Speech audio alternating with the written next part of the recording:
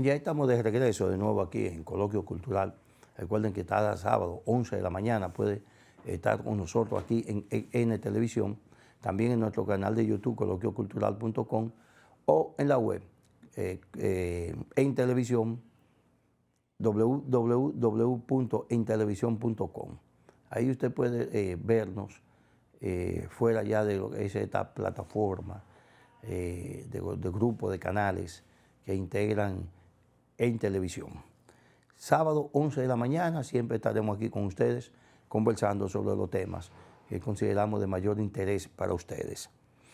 Bien, miren, hay dos temas que han movilizado el escenario público, los medios de comunicación, las redes sociales.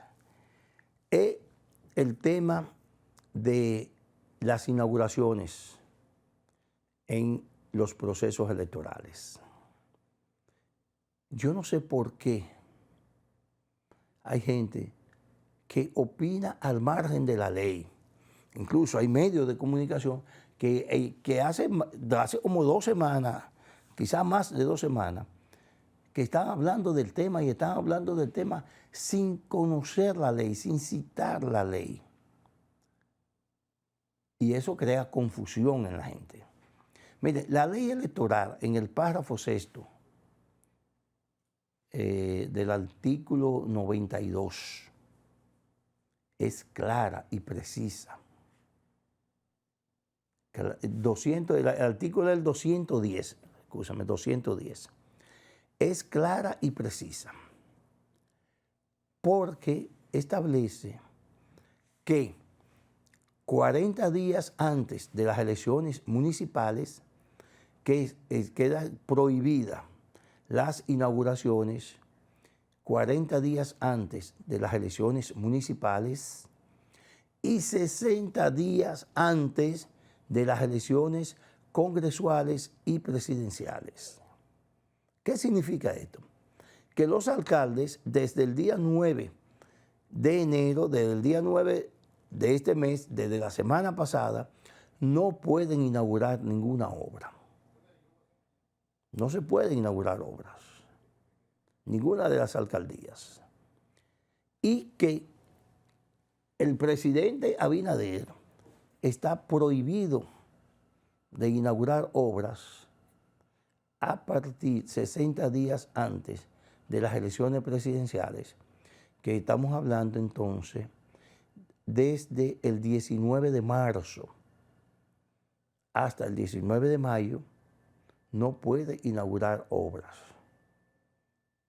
Pero a alguna gente se le ha ocurrido decir, no pueden inaugurar ninguno de los dos, ni el presidente ni los alcaldes. No.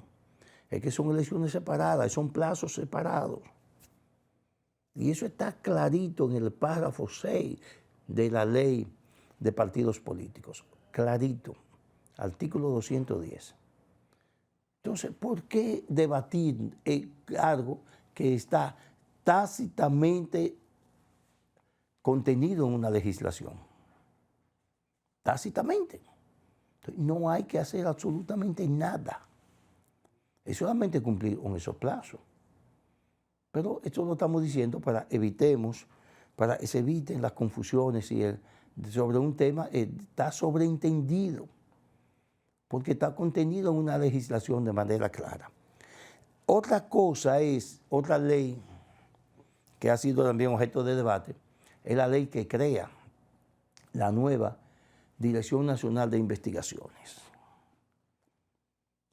Lo primero que hablan, sin revisar esa ley, son los legisladores y abogados. Porque aquí tenemos como 100.000 abogados, pero aquí hay abogados de eso que viven opinando y nunca han alquilado una casa siquiera. Mucho menos han ido a litigar a un tribunal. Y hay abogados de eso que son semianalfabetas, que nunca se han leído un libro de historia, ni de filosofía, ni de literatura, ni siquiera de derecho. De derecho hacían la tarea cuando eran estudiantes. Y con la proliferación de universidades que hay aquí dando derecho, impartiendo la carrera de Derecho, aquí todo el mundo es abogado. Decía un amigo de Montecristi, el ingeniero Tabaré, decía, en Montecristi había tantos abogados que usted fácilmente pasaba por una parcela y veía a un tipo trabajando y tú le decías, trabajando en una parcela, y tú lo cuestionabas sobre iba a ser al día siguiente. Yo, no, mañana no puedo venir a la parcela a trabajar porque tengo una causa. O sea, era abogado. Y así, eso mismo pasa en muchísimos. Por ejemplo, en el lugar donde yo trabajo, hay más abogados que cualquier otra profesión, pero ninguno ejerce.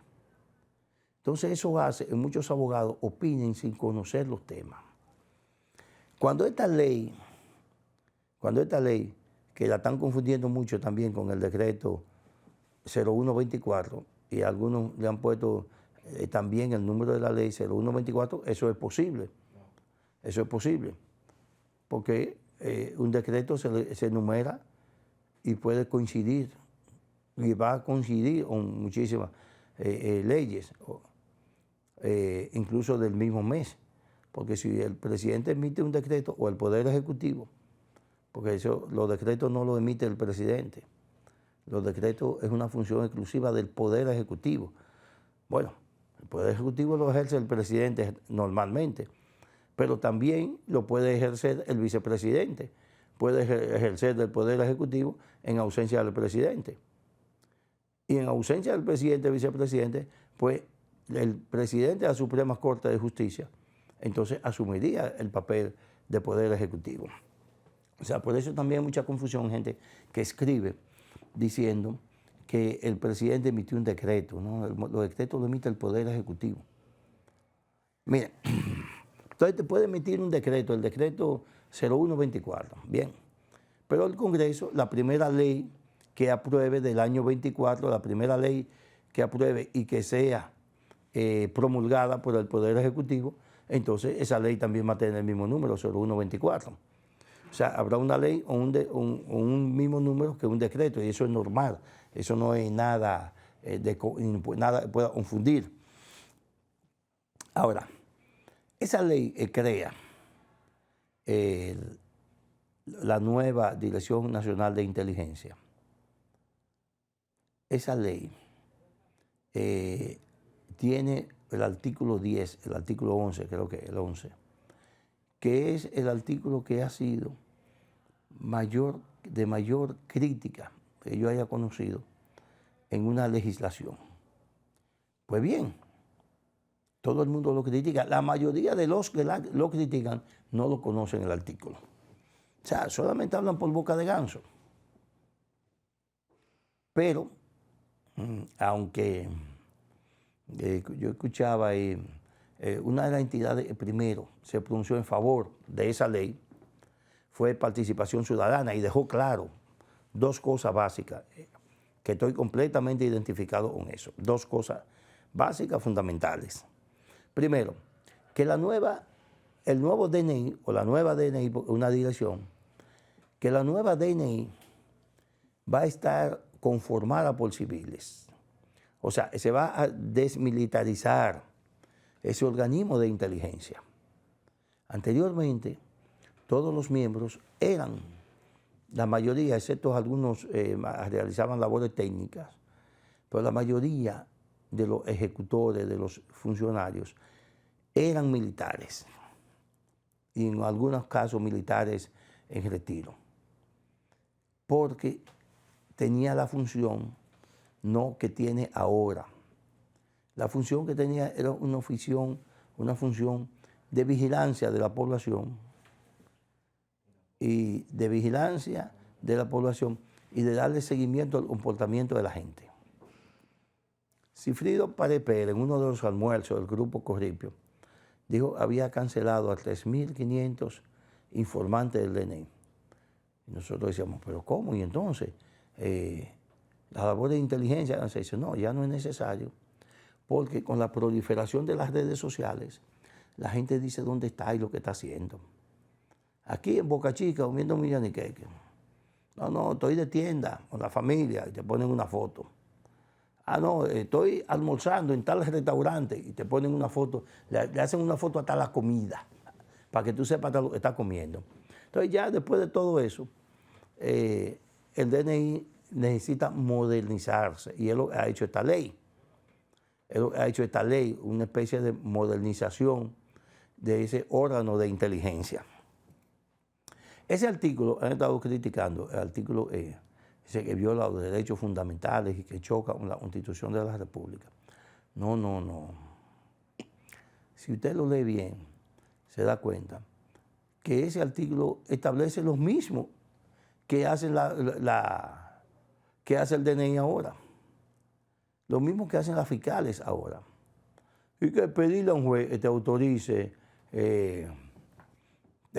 un interrogatorio o que te autorice un allanamiento. Porque dice que el ciudadano, las instituciones deben informar al DNI o deben ofrecer la información que el DNI requiera en materia de seguridad ciudadana, en materia de seguridad antiterrorismo, pero siempre se haga dentro del marco de la ley. ¿Qué es lo que es el marco de la ley? Bueno, el marco de la ley en este caso es que esas intervenciones, esas solicitudes estén autorizadas por un juez. Entonces, mientras estén autorizadas por un juez, no incurran en violación de la Constitución, ni chocan con la Constitución de la República. Eso lo explicó claramente Participación Ciudadana. Y la gente sigue, y siguen opinando, como si no tuvieran otra cosa que hacer. Sobre temas que ya han sido debatidos, requete debatidos. Y que ya también son temas, y ya también se ha determinado que no es un asunto de mala interpretación o de interpretación interesada. Usted puede interpretar la ley de la manera que usted le interese, pero no necesariamente tiene que ser una interpretación objetiva. Solamente lo que a usted le interese. Señores, eso hasta ahí con esos temas. Ya no todas las noticias son malas. Dice, hay un informe que dice que el ingreso per cápita en el país aumentó 48.4 en los últimos 4 años. Estamos hablando de que ha aumentado alrededor de un 1% mensual. Eso es mucho. Porque, ¿qué es lo que es el ingreso per cápita? El ingreso promedio recibe cada persona durante un periodo determinado. Yo, que no soy economista, nunca he estado de acuerdo con esa medición. Porque usted incluye ahí al que gana 1 millón de pesos mensual con el que gana 25,000 pesos mensual, que es por donde anda el salario mínimo. Entonces, es una injusticia. Pero esa es la medición que tienen los economistas, mover todo lo que es el Producto Interno Bruto de un país, todo lo que genera ese Producto Interno Bruto en un año, y entonces se le divide a la cantidad de habitantes que tiene el país. Entonces, en el caso nuestro, se toma todo el dinero que ingresó y que todo el dinero que se movió en el país, que es lo que se conoce como el Producto Interno Bruto. Y entonces todo ese dinero se dividió entre los 10 millones de habitantes. Y entonces lo que te toca es el ingreso per cápita. O sea, una forma extraña, pero aceptada desde el punto de vista estadístico. Si eso es así y hemos estado creciendo entonces, si crecimos 48% en 4 años, eso es un crecimiento de un 1% cada mes. Eso muy pocos países lo pueden lograr. Estoy diciendo si el dato es real y de una forma que yo no estoy de acuerdo, porque no creo que el que gane más usted puede equipararlo económicamente con el que gane menos para hacer una medición. Pero no hay otra forma de establecer de establecer lo que es el ingreso per cápita de una población o de un país.